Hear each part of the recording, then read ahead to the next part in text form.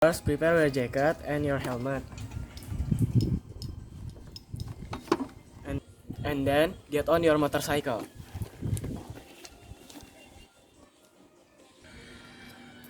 Click the key and turn into ignition position.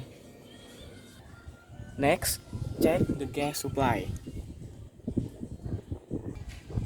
After that, check to make sure the lights are on and operating. Next, push the start button.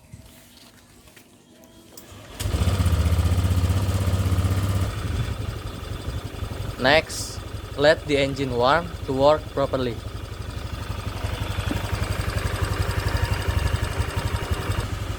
After that, check the mirror into a right position.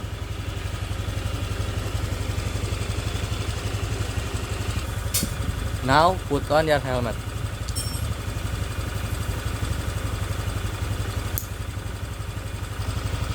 And then grab hold the clutch. Now let loose the kickstand.